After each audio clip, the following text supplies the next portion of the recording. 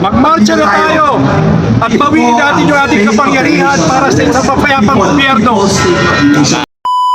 Every day, simula 2023 hanggang ngayon. Ang tanong po natin sa administration ngayon, ano po ang ginagawa ninyo para malusot masolve po itong tinatawag natin horizontal conflict? Malamang sa SONA, maririnig natin ang mga magandang salita nila. Pero ang katotohanan, tanongin niyo po yung mga Muslim na kasama natin ngayon dito. Ano ba ang totoong situation namin? Pag napikon pa Marami pa rin po ang naghihirap, marami pa rin po ang natatakot char bomb, sa kaguluhan. 100 megaton. Kaya kami, the Muslim sectors of the Mahiso, calls in developing and implementing government programs in the Bangsamoro Autonomous Region in Muslim Mindanao at sa Mindanao po that shall respond to social cohesion, trust building, and work on inclusion of minority and indigenous peoples in the region, grassroots communities, and most importantly, the traditional values, because we have to accept it that culturally we are all connected by blood. Magkapag-relative po kami, magpaparinig po kami lahat. Diyan sa Shangri-La Hotel. And of course, the Christians who are residing in our place. At yung From our perspective, it is not a mere governance issue that is at stake here, but actualizing the negotiated consensus of the Bangsamoro Pagkalikno, the framework agreement of the Bangsamoro, and the comprehensive agreement of the Military Intelligence and Agreement. all previously Lahat ng signed peace impormasyon agreements. ng Republika And ng in the Pilipinas, essence, social justice by guaranteeing affirmative action every step of the way. Okay. Sa tingin niyo po, Unfortunately, marami po nagsasabi na dahil po sa mga sangkatutak na kaso ng Pamilya Marcos, kaya hawak sa silid ng Amerika. Kayo ba recently, meron pong nangyaring meeting dito sa Alam niyo po, pinatawag po yung mga local government units ng mga mayors. kahit maliit na bata, Pinatawag sila ng grupo So, sa again, Malacanang, ito po at ay sa treason partido ni Governor Tamayo Minsan segundo. sa South Cotabato. sa palasyo. Ang mensahe nila Ating ay Pangulo, hindi dapat nakakalimutan ngayon sa ay akin. mag-isip-isip. Tinakot po yung mga mayors, Kaligtasan sinasabihan natin, sila, pinaglalaban natin. kapag hindi nila Hindi po gawin sabihin ng yung iutos sa Duterte. kanila, ay Ito sabihin ng Lenny. idadaan sila sa auditing Sabihin ng Pro Marcos. at iba pang mga Dahil pag bumagsak ang bomba nuklear, hindi pipiliin ko yung Yan, Pro Duterte, nakikita natin sa news, Anti-Marcos, nakikita natin Pro sa social Marcos, media. Pro Hindi Lenny, po ito tago. Komunista. This is Hindi. a public knowledge. Wala pipiliin ng bomba So, nuklear.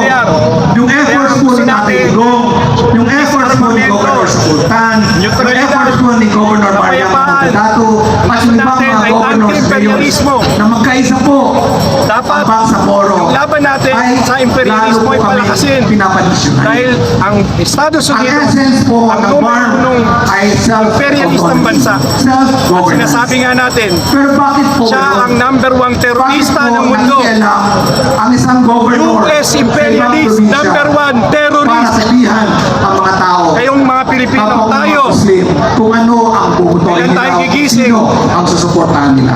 hindi Tama na po ba yun? magpamahan tayo ng bomba nuklear. Hindi po. Let me hear you. Tama Kaya po ba yun? kapag lumakas ang ating puwersa, huwag na nating hintayin. So, ngayon, Magmarcha na dito tayo at bawiin natin yung ating kapangyarihan para sa isang mapayapang gobyerno. Delikado po ang Therefore, sitwasyon. realizing Hindi po biro. meaningful autonomy and right to self-rule of the Bangsamoro and the inhabitants of the region based on our Hindi lang yan distinct kang ibibigay cultural niya. identities, Yung kasunduan na historical paparating struggle, sa July 30. faiths, and heritage and traditions. Bagong kontrata, Yan po plus ang 2. hinihingi namin sa ating gobyerno. Mamalaki pa yan. Mahaba Pero hindi po nila ang usaping naiintindihan. conflict sa Mindanao. Kaya kung merong mga Mahaba po supporter yung na pinaglaban Pro Marcos, ng mga Bangsamoro people. o Pro Duterte, Hindi po akasya o ang Pro 5 Robredo, or 10 minutes o kung to. kanino, Pro Isko, Pero isa lang po, tatanungin lang natin, gusto kong malaman ninyo, meron ba kayong mga kamag-anak na nakatira sa probinsya na ito? sa inyong mga puso. Hindi na Yung mga pag-uusapan numero kung po ano ang sinabi ating ko, politika. the casualties of more Pag-uusapan na than natin million ang ating deaths. kinabukasan. So Many papayagan those pa people natin who yung ating died kinabukasan. will not be mere Natiktaan statistics. tayo ng Kasi alam imperialist ng ninyo, Estados ako, Unidos. may mga relatives ako. Ang tagal na tayo minsan, pinalipin. Even Ang close dami nilang friends pinatay ng mga Pilipino. namatay dahil sa kaguluhan sa Nung digmaan sa Tipunero. at sa Bangsamoro. Nung ikalawang Huwag po digmaan, nating hayaan ang ginawa nila, na magkaroon tayo I shall ng isang return. gobyerno Iniwan na nila tayo. pinag-aaway ang Muslim at Kristiyano Walang mutual at ang defense mga Muslim treaty. kapwa Sa Muslim. tingin nyo, mga Amerikano, po ninyo. mauuna? Hindi. Nasa ating Tayo mga Pilipino, ang ilalagay niya sa bala. na kaya natin Para noong tayo mamatay. 2016, sinuportahan Kaso hindi natin yung ganun ang ito. sitwasyon. Wala pong incumbent. Kapag Meron man tumira ang kaunti China, ang sumuporta sa kanya. Yung ibang bansa, hindi Ngayon, na rin. ang Gagalaw. tanong ko, Ano ibig sabihin? kaya po ba natin Nuclear gawin war. yun? Ngayon, mahina. 8 billion po ang Kaya po ba natin tao gawin sa yun? planeta. 8 billion. Sa nuclear war, 5 billion Tinawagan po. ako 5 ng billion organizers, ang mamamatay. Automatic sa isang Binigyan billion. kami ng space at oras 3 billion lang ang matitira. Pero sa 3 billion Hindi na matitira, ako hindi makasakay sa kapag aeroplano. pumutok ang bomba, Na-cancel ng flight ko. Isang Ang dami, isang- kinakahapon. isang taon. Wala Kagulo pong na araw. ako sa airport. Ang sabi ko, wala na. It's not walang meant to tubig be. na maiinom, It is not meant to be. walang sariwang Pero by the hangin, grace of Allah, malalanghap. bahala. walang gamot, walang pagkain, kaya sasabihin ng mga mabubuhay. Sana namatay na rin kami. Yun! Pero bakit natin hintayin yun? Dapat kumilos tayo. Bawiin natin yung ating kapangyarihan. May gusto ka bang sabihin sa Pangulong Marcos? Assalamualaikum warahmatullahi ta'ala wabarakatuh. Malaki na siya eh. Alam na niya yan. Hindi ko na siya dapat turuan. Dahil ang ating presidente, nanumpa siya. Maraming Sa Saligang salamat Batas, din po. 1987. Kaya po, Rafa, Ano po nakalagay sa Saligang Batas? Number 1, community the leaders Philippines po renounces ang war. nagsasalita tungkol Presidente sa ka. state of the nation. Marunong ka magbasa There ng are the Ingles at only ones who Tagalog. can give Ayaw natin justice ng digmaan. to the state of Eh, the bakit may nation. EDCA? Hindi po isang tao Number 2, na nakalagay sa nandun konstitusyon. sa Kongreso Sumumpa uli ang magsasabi presidente. kung nasaan Sinasabi niya, tayo ito, as a nation. Independent Diba? Kasi puro foreign ano lang policy. eh, pangako, Independent. drawing, at kung ano-ano pang propaganda Independent. ang gagawin nila. malaya. Hindi totoong state Hindi of the nagpapalista. nation ang mangyayari. Sa mga imperialista. Kaya natin po ginagawa ito O, number 3, para po mapakinggan nakalagay sa natin Saligang ang mga Batas. boses ng ibang Nuclear tao free sa Philippines. bayan. At baka naman Bawal meron ka. ang armas sandatang nuklear sa Pilipinas. Paubusan dyan. Hindi Sa ba? EDCA. Baka meron mga gusto Sa balikatan, nagdala sila. Mamaya po, meron po tayong Ng mga gagawin. armas After nuclear. the next speaker, I will come down and not walk over, but So, target walk tayo. around. Hindi naman natin I will kailangan- randomly choose someone na magsasalita. Dahil this is a people's zona. Hindi po Dapat simulan nyo na ang marcha! Dapat simulan nyo na ang pagkilos! Huwag nyo lang hintayin na dumating ang mga bomba nuklear na ito na sisira sa ating lugar! EDCA Site number 6, detonate! Mactan Benito, Ebuen Air Base, Lapu-Lapu, Cebu! 1 million! Sobrang mamawa naiyak na ako dito ako sa ano eh, habang nakikita. Parang Casualty, nakakaiyak na. 1 million! Diba? 172,000! Gusto mo pa iparanas sa mga sumusunod na hinir. Sa lahat ng mga Cebuano! Mundo. Ganda naman. Ewan ko na lang kung hindi pa kayo mag-ising! Ewan ko pa. Nakakainis man pero Pero pag sumabog ito, sana wag wala na matuloy. po talagang mag-ising. Huwag na po natin hintayin. Kaya wag po talaga natin hintayin yun. Against the war At yan talaga po, tayo. totoo. Pag tayo magmayabang, wala naman tayo. EDCA Site number 7, Lumbia Air Base, Cagayan de Oro, 311,570 estimated deaths. Sasabihin na Mga nasaktan, injuries, hindi sa takot, hindi sa tapang. kalahating milyon. Yung mga taong Tungkol po, madadama, yung mga pero yun po civilian, yung totoo. yung mga bata, Anytime, na lang. pwede pong mangyari yan. Kung papayagan natin, hintayin niyo pa ba magsona? Hindi na! Hihintayin niyo pa ba? Hindi na!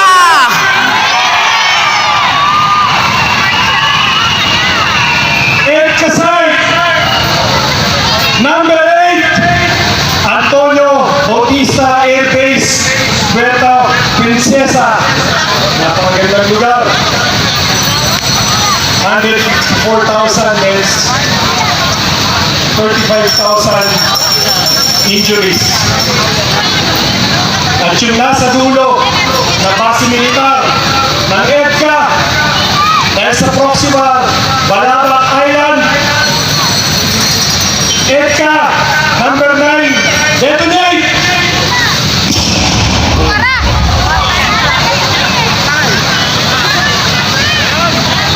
Medyo malayo po ito sa populated area, 3,000. Pero bukid pa rin po yan. Ngayon, kapag tinotal po natin yan, siyang na lugar pa lang po ito sa estimated na nuclear blast ito.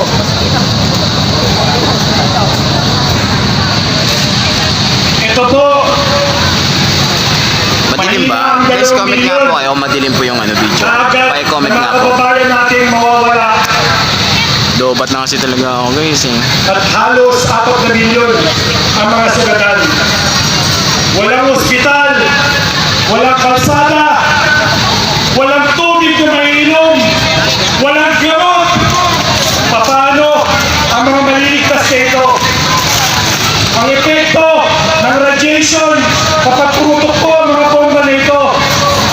Isang taon na ang araw ay hindi natin masisilayan. Pero ang masaklap, hindi po siya siyam na base militar ng EDCA.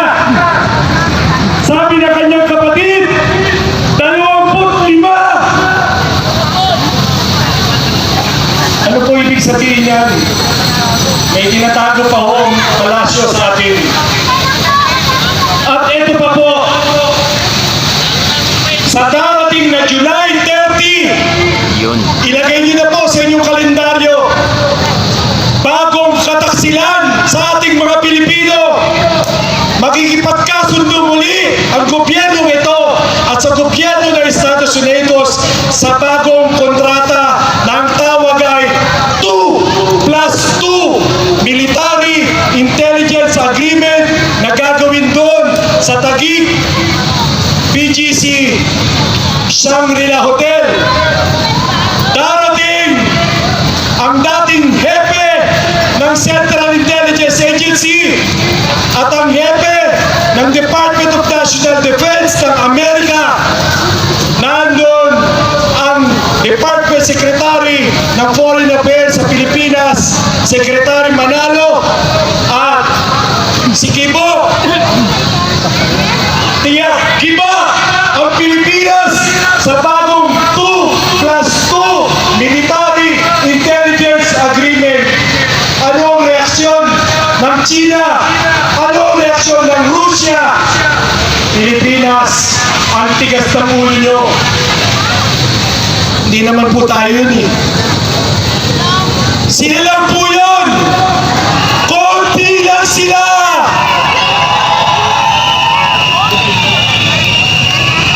Wala po tayong dapat ikatakot sapagkat kinabukasan na ng ating mga anak ang nakataya rito. Hindi po ito simpleng posisyon sa gobyerno, kung hindi ito ay malinaw na dikta sa atin ng imperialistang Estados Unidos na manatili sila dito sa ating bansa at gawin tayong tuta ang habang panahon. Mabuhay ang Pilipinas!